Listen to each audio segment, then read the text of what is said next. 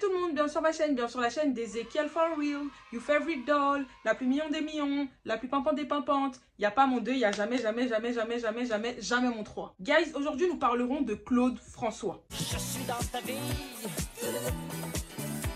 je suis dans tes bras.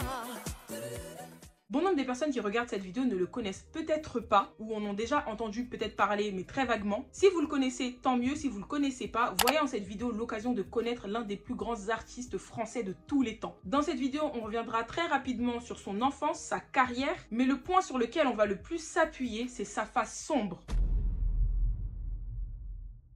Chacun de nous a un secret caché, un côté que l'on ressort seulement chez nous, entre quatre murs ou avec les gens que l'on connaît. Et la phrase absolument problématique, déplacée qui m'a poussé à m'intéresser au personnage et à faire cette vidéo, c'est celle où il admet ouvertement en interview n'aimer que les filles très jeunes, entre 15 et 18 ans, alors que lui avait 34 ans au moment où elle a été tournée. Moi je suis obsédé carrément. Et puis je suis obsédé par la catégorie de filles qui viennent me voir. Je vais te dire, c'est, même si ça peut paraître physique, parce que, bon, on me dit, bon, tu aimes les fruits verts, t'aimes les petites filles dès qu'elles ont de 15 à 18 ans, après 18 ans, c'est des vieillards, on n'en parle plus. J'aime ou jusqu'à 17-18 ans, après je commence à me méfier. Avant de rentrer dans le vif du sujet, je vous invite à me donner de la force en vous abonnant, likant, partageant, activant la cloche des notifications et en laissant un commentaire si la vidéo vous a plu. Sachez une chose la famille, plus vous allez interagir avec mon contenu, plus YouTube va mettre en avant mes vidéos sur la plateforme, plus mes vidéos seront proposées aux utilisateurs et plus ça va péter en fait. Il n'y a que ça que je vous demande, donnez de la force. Vous pouvez également me suivre sur Instagram parce que comme j'ai l'habitude de le dire, c'est là-bas que tout se passe. C'est là-bas que je partage mon quotidien, certains moments de ma vie, mon lifestyle, les photos de qualité. C'est aussi là-bas que je décide avec vous de certains sujets que je vais aborder sur la chaîne, sur ma chaîne YouTube. Donc voilà, abonnez-vous. C'est tout aussi important que vous soyez abonnés sur Instagram et sur YouTube. Voilà la famille, là on peut rentrer maintenant dans le vif du sujet. Claude François naît le 1er février 1939 à Ismaïlia en Égypte. Sa famille et lui, donc sa mère, son père, sa sœur, lui-même, vivent dans l'opulence. Ils ont une grande maison avec des domestiques, la vie de rêve. Et cette vie de rêve, cette vie de bourgeois, il la mène grâce à son père qui occupe un poste prestigieux. En effet, Monsieur François est contrôleur du canal de Suez. Quant à sa mère, c'est une femme au foyer, anciennement violoniste. Mais malheureusement pour eux, en octobre 1956, le gouvernement égyptien va décider de nationaliser le canal de Suez et de chasser tous les occidentaux du pays. Claude et sa famille sont alors jetés du pays. Ils ont dû fuir et ils vont passer de personnes très aisées financièrement à personnes n'ayant plus rien. Du coup, ils vont rentrer en France, ruinés, plus précisément à Monte-Carlo, à Monaco. Ils vont vivre dans un appartement où il n'y a même pas de salle de bain, où ils dormiront à même le sol, ayant pour unique repas du pain rassis et de la vinaigrette. À la suite de ce changement de mode de vie brutal, son père va sombrer dans la dépression, dans l'alcoolisme et il ne travaillera plus. Et c'est vraiment triste pour lui, lui qui était si respecté et avait l'habitude de donner des ordres plus que d'en recevoir. À vrai dire, ça doit pas être évident de passer de dirigeant du canal de Suez à personne qui fait la manche pour s'en sortir. Claude François va alors prendre le relais et devenir le chef de famille malgré lui. Et s'en sortir, mon père pouvait pas travailler, il était malade, etc. Enfin, on avait toute la famille qui était pas très bien. Il a fallu que je m'en sorte pour tout le monde. Pour y parvenir, son idée va être de jouer de la musique en étant percussionniste et batteur. Faut savoir que lors de son enfance en Égypte, il avait pour habitude de jouer dans les rues sur des tambours en terre cuite. Donc naturellement, il s'est dirigé vers la musique.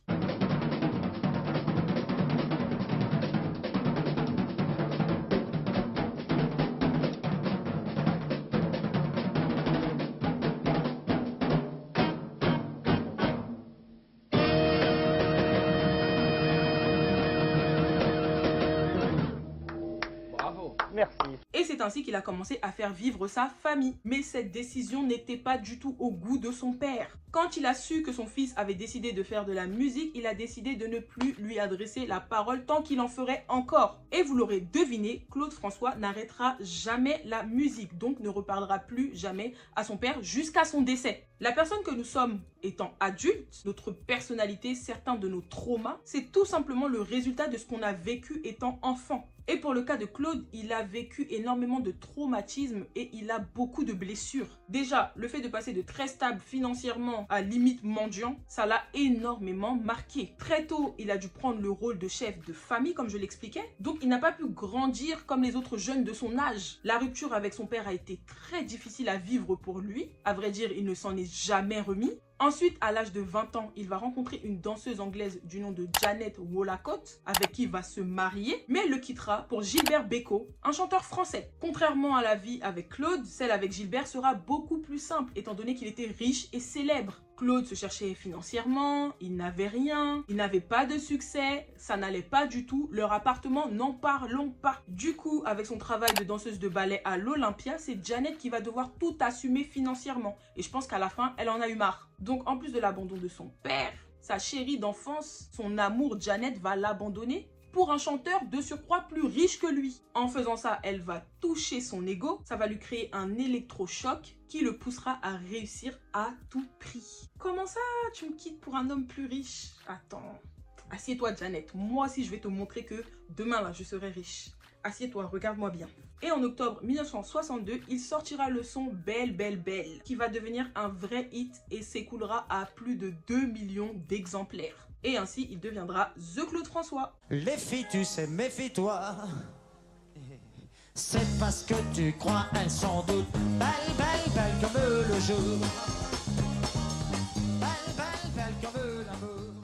Du coup, après le morceau Belle Belle Belle, il sortira plein d'autres chansons qui deviendront des hits et qui marqueront à vie ses fans. Grâce au succès de toutes ces musiques, il connaîtra à nouveau l'aisance financière. Et avec son argent, il va acheter à sa famille une grande maison de 30 pièces avec piscine et jardin. La mission est donc réussie pour Claude. Claude rencontrera le succès grâce à son perfectionnisme et il vendra 60 millions de disques. Il était un artiste révolutionnaire pour son époque, avec des prestations scéniques uniques, qui réussira à imposer son style dans les années 60. Les paroles de ses chansons étaient simples à retenir, faciles à comprendre pour un public de toute classe sociale confondue. Il a été le premier chanteur français à se faire accompagner par des danseuses. Et à l'époque en France, c'était du jamais vu. Ça existait aux États-Unis, mais pas en France. Et il va s'en inspirer et l'importer en France. Claude plaisait déjà aux femmes, mais comme il voulait à tout prix plaire à tout le monde, notamment un public masculin, c'est pour cela qu'il a décidé de s'entourer de danseuses. Lui plaisait aux femmes et ses danseuses plaisaient aux hommes. Danseuses qu'il décidera de nommer les Claudettes. Et son coup de génie fonctionnera. Plus ça fonctionnera et plus les Claudettes seront de plus en plus dénudées pour attirer plus d'hommes. Pour faire des concerts aussi successful et pour maintenir son excellence, il imposait une discipline de fer et un rythme insoutenable aux gens qui travaillaient avec lui. Quitte à se montrer parfois très intransigeant et très dur.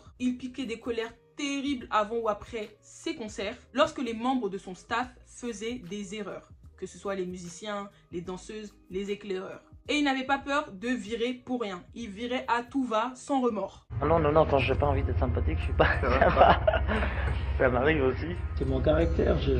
L'esprit de finition pousse à l'extrême. Le côté maniaque, en fait, je suis maniaque. Apparemment, il était très odieux, tyrannique. Il a même viré l'une de ses danseuses, donc Carole Plumel, parce qu'il y avait un petit trou dans son collant. Vous voyez à quel point il était très pointilleux. Pendant ses concerts, il savait comment rendre ses fans hystériques. Il accélérait tout simplement le tempo et la cadence de ses musiques pour les rendre folles, pour les mettre en transe. Et bien entendu, ça marchait.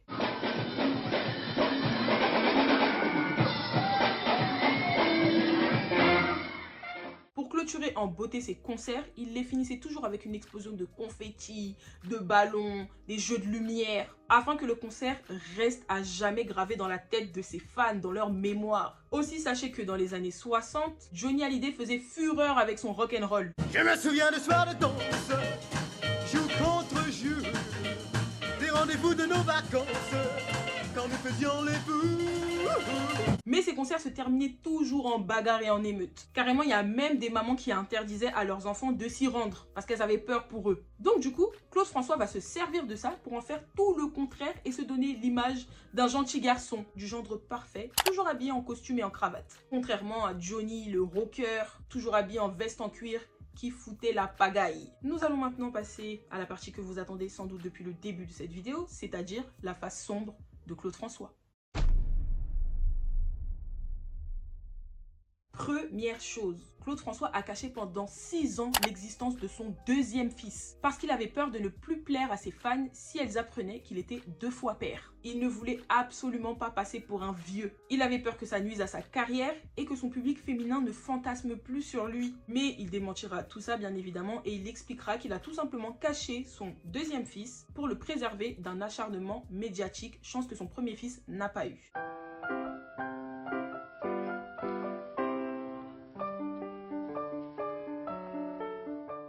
Deuxième point, il était très égocentrique. Il n'y a que lui qui devait briller et personne d'autre dans son entourage. Le 20 mars 1965 se tient le concours de l'Eurovision à Naples, en Italie. France Gall, la compagne de Claude François, qui a 18 ans à l'époque, interprète une chanson de Serge Gainsbourg, Poupée de cire, poupée de son. Et elle va remporter le premier prix de ce concours.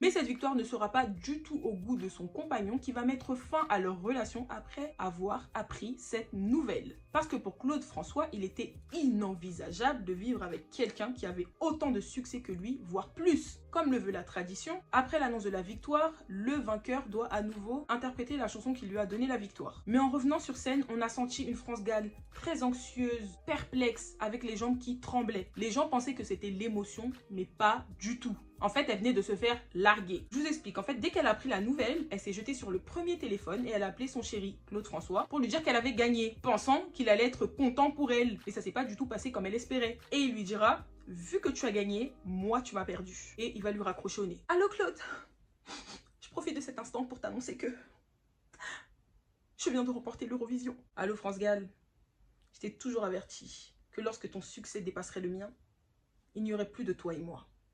En l'occurrence, tu viens de gagner le concours de l'Eurovision. Donc toi et moi, c'est fini. Au revoir. Comment tu peux être jaloux du succès de ton partenaire? Ça, c'est vraiment un concept que je ne comprendrai jamais. Lassée par les multiples humiliations de Claude François, elle décidera de mettre fin à la relation 2 ans après. Troisième point, Claude François était considéré par les gens qui travaillent avec lui comme un tyran, une personne colérique, odieuse, impulsive, perfectionniste et très maniaque. Comme je vous l'expliquais tout à l'heure, il a viré l'une de ses danseuses parce qu'elle avait un trou dans son collant. Il appelait Ketty Sina, l'une de ses danseuses noires, la bangala aux longues jambes. Pour ceux qui ne savent pas ce qu'est un bangala, c'est tout simplement le sexe d'un homme. Drôle de manière d'appeler sa danseuse, n'est-ce pas? Eh, Zizi aux longues jambes, viens là! Comme elle dansait moins bien que les autres, il a osé lui dire, si j'ai embauché une noire, ce n'est pas pour qu'elle soit aussi raide qu'une blanche. Logiquement, quand on est noir, on est censé avoir le rythme et bien bouger ses reins. Et là, je faisais un truc assez bizarre. Je faisais ça comme ça. Et Claude, énervé, agacé, il a dit si j'ai engagé une noire, c'est pas pour qu'elle soit plus raide qu'une blanche, quoi. Malgré le fait qu'il soit décrit comme quelqu'un de dur par ces personnes-là, elles diront aussi que c'était une personne généreuse et très gentille. Afin de se maintenir au sommet et qu'on ne parle toujours de lui, il était à l'affût du moindre buzz. Tout à l'heure, je vous parlais de son fils caché, mais je vous ai pas expliqué comment est-ce qu'il a annoncé son existence et surtout pourquoi il l'a fait. Voyant que sa carrière était en déclin, ça ne marchait plus trop comme au début, il s'est dit tiens, et si j'annonçais que j'avais un fils caché, comme ça va faire le buzz. Comme ça, les gens vont être choqués, et c'est ce qu'il a fait. Et ça a eu l'effet qu'il souhaitait. Les gens étaient choqués. Ils se demandaient comment est-ce qu'il avait fait pour cacher pendant 6 ans un enfant. Autre chose, lors de l'un de ses concerts, Claude François et son producteur vont orchestrer un faux malaise sur scène. Donc, il était en plein concert, et vers la fin du concert, histoire de ne pas rembourser les places aux personnes qui sont venues assister au concert, il va faire un malaise. Pour crédibiliser le mensonge, son producteur va lui aussi donner une interview dans le jardin de la clinique où Claude était hospitalisé. Et dans cette interview, il expliquera que Claude voulait tellement faire plaisir à ses fans, le pauvre, qu'il s'en oubliait. Il ne mangeait plus, il ne dormait plus, il ne se reposait plus. Maintenant, je vais tout supprimer. Enfin, je vais lui faire un planning normal où Claude pourra dormir, manger, même s'il n'est pas content, même s'il veut faire ce métier, il est obligé, comme tous les êtres humains, à dormir, à manger, à se reposer de temps en temps. Il y a aussi eu cette fois où Claude François est allé en Angleterre, dans son hôtel favori. Et il faut savoir qu'en bas de cet hôtel, il y a eu une explosion qui s'est avérée en fait être un attentat. Heureusement, il s'en sortira indemne, sans une égratignure. mais vous connaissez tonton Claude, hein. Devinez ce qu'il va faire pour attirer l'attention sur lui. Il va dire aux médias que lors de cette explosion, donc lors de l'attentat, ses tympans ont été endommagés, alors que c'était clairement faux. Vous êtes blessé? Moi, j'ai les 2 tympans qui sont... Ça aura des conséquences troués. pour la suite de votre carrière? Je sais pas, je vais voir le spécialiste maintenant qui vient me le dire, mais je crois qu'une opération, au pire des cas, est possible. On coupe, on recoue les 2 lèvres du tympan. Pour tourner cet événement à son avantage, pour attiser la pitié de son public, de ses fans, il va organiser une séance de photos sur lesquelles on le voit se faire ausculter par un médecin avec ses 2 fils qui regardent leur papa blessé. Il pouvait arriver aussi que Claude François donne rendez-vous à certaines de ses fans les plus fidèles ainsi qu'à la presse. Ces fans-là allaient appeler d'autres fans et ça créait des émeutes de fans. Face à tout cela, il faisait comme s'il était agacé, qu'il était dépassé par tous ses fans, tout ce fanatisme. Il ne comprenait pas, alors que c'est lui qui les avait appelés. Ça par contre, je pense pas que ce soit le seul artiste à faire ça. Je pense qu'il y en a énormément qui le font.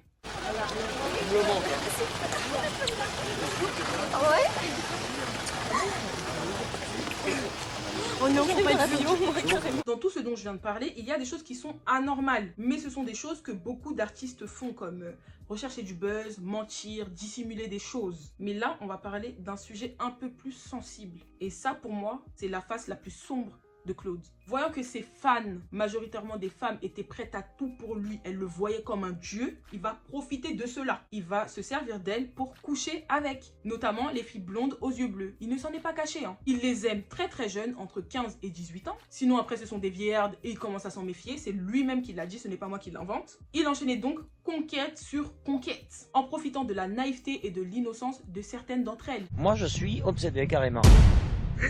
Et puis je suis obsédé par la catégorie de filles qui viennent me voir. Je vais te dire, c'est, même si ça peut paraître physique, parce que, bon, on me dit, bon, tu aimes les fruits verts, t'aimes les petites filles dès qu'elles ont de 15 à 18 ans, après 18 ans, c'est des vieillards, on n'en parle plus. J'aime ou jusqu'à 17-18 ans, après je commence à me méfier. Allant encore plus loin dans son obsession pour les petites filles, Claude va les inviter chez lui pour les photographier nues, alors que certaines d'entre elles étaient mineures, afin de publier les photos dans son magazine de charme qui s'appelait L'Absolu. Et ça créera scandale, ce qui est totalement normal. Tu ne peux pas mettre en scène des filles qui sont mineures, les faire poser nues et mettre ça dans un magazine. Le ministère de l'Intérieur va s'en mêler afin de faire interdire le magazine de Claude François. Ça va commencer à sentir le roussi pour Claude François, il va commencer à être dans la sauce et c'est là qu'il fait sortir son joker. Et oui, pour se sauver, il fera appel à la première dame qu'il connaissait très bien. J'ai nommé Madame Anémone Giscard d'Estaing, la femme du président Valéry Giscard d'Estaing, qui va se charger d'étouffer l'affaire et d'empêcher les journalistes de s'en mêler. Et oui, notre ami Claude avait le bras long. Du coup, grâce à elle, en 1975,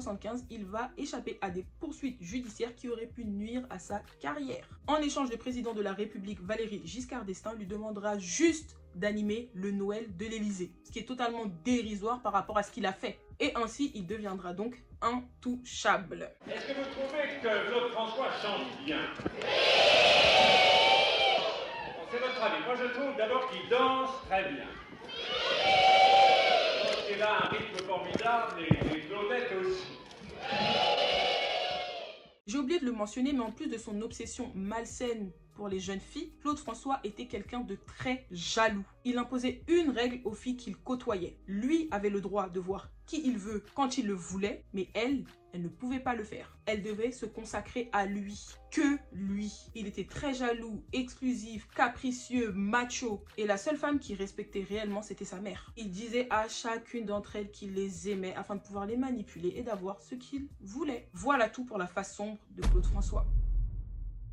Le 11 mars 1978, il mourra à l'âge de 39 ans à Paris en s'électrocutant dans son bain. En fait, il voulait remettre en place une lampe murale qui était légèrement inclinée et c'est ainsi qu'il s'est électrocuté. Son perfectionnisme aura eu raison de lui. Chose très étrange par contre, quelques semaines avant sa mort, il n'a cessé de voir des signes inquiétants. Déjà, il rêvait de la mort et la nuit, il avait l'impression qu'une dame blanche venait dans sa chambre. Quand il se réveillait, il la voyait assise au bord de son lit et elle lui murmurait des paroles incompréhensibles. Et à vrai dire, ça le terrorisait. La veille de sa mort, le 10 mars 1978, il était en Suisse à Lausanne pour enregistrer une émission télé pour la BBC, qui était en réalité sa dernière apparition à la télé. Ce voyage en Suisse va encore plus augmenter la peur qui le tracassait depuis quelques jours. En Suisse, ses rêves de mort persistaient, ainsi que l'apparition de la Dame Blanche. Autre détail qui va accentuer ce sentiment de peur, quand il était petit, les parents de Claude François lui ont dit que le diable se trouvait en Suisse. Et ça ne le rassurait pas du tout. Pendant le tournage de l'émission qu'il était allé tourner en Suisse, on le sentait très anxieux, pensif. Il n'était pas à l'aise. Il va donc décider de quitter la Suisse très précipitamment pour la France parce qu'il n'en pouvait plus de cette atmosphère pesante. En quittant la Suisse pour la France, il ne le savait pas, mais il se dirigeait vers sa mort puisqu'il mourra dès le lendemain, électrocuté. Vraiment, je trouve les circonstances de sa mort très étranges, voire mystérieuses, étant donné qu'il l'a senti arriver. Conclusion, franchement, je sais même pas comment conclure cette vidéo, je sais pas par où commencer, si ce n'est que je ne comprendrai jamais les adultes qui sont attirés par les enfants. Et j'ai même pas envie de les comprendre en vrai, parce que si je les comprends, c'est que moi aussi je suis bizarre dans ma tête. Comme je l'expliquais dans ma vidéo sur Leonardo DiCaprio, que je vous invite à aller regarder si ce n'est pas encore fait, certains aiment les jeunettes pour leur innocence, leur naïveté et la facilité à les manipuler, voire les dominer même. Ce phénomène, on le retrouve pas qu'en France, on le retrouve aussi aux États-Unis avec des chanteurs comme R. Kelly qui couchaient et séquestraient certaines de ses fans qui n'avaient que 14 ans. Elles étaient tellement sous emprise qu'elles quittaient même le domicile familial, au grand malheur de leurs parents. Après, concernant Claude François, je sais qu'il a énormément manqué d'amour. Je suis pas en train de justifier ses actes, mais je sais qu'il a manqué énormément d'amour, d'où sa chanson Le Mal Aimé, parce qu'il se sentait mal aimé. Et j'ai bien peur toute ma vie d'être incompris, car aujourd'hui je me sens mal aimé, je suis le mal aimé. Malgré la célébrité, la notoriété, la renommée qu'il avait, il y a énormément de gens qui se moquaient de lui. Surtout les journalistes, et il n'y allait pas de main morte avec lui. En fait, pour tout vous dire, à l'époque, c'était ringard de l'aimer. Et il ne comprenait pas pourquoi des gens qui ne le connaissaient pas ne l'aimaient pas. En réalité, c'est seulement après sa mort que vraiment les gens vont commencer à l'aimer. Sinon, avant, c'était pas trop ça. Ok, il avait des fans, mais dans la presse, il était très critiqué. Et quand il est mort, c'est là qu'il est devenu une légende. Et pourquoi je vous parle de ça en fait, c'est parce que je me dis que peut-être comme il a manqué d'amour, il a décidé de jeter son dévolu sur ses fans qui, elles, l'aimaient. Et il s'est peut-être dit, au moins mes fans elles m'aiment, au moins ils sont là pour moi, donc je vais profiter de chacune d'elles. En vrai de vrai, on n'aura pas réponse à cette question. Et c'est la fin de la vidéo. Voilà, j'espère qu'elle vous aura plu, que vous avez aimé, que c'était intéressant. Si c'est le cas, n'hésitez pas à me le faire savoir. Si ce n'est pas le cas aussi, vous pouvez me le faire savoir en mettant un commentaire. Si vous avez aimé, mettez aussi des commentaires, likez, partagez, activez la cloche des notifications. En tout cas, interagissez avec mon contenu parce que plus vous allez le faire et plus YouTube va mettre en valeur mes vidéos et je pense que je le mérite quand même, comme je le répète tous les jours. Donc voilà, donnez de la force. Je vous demande rien de plus que de la force. Je vous fais de gros bisous et on se dit à la semaine prochaine. Bisous.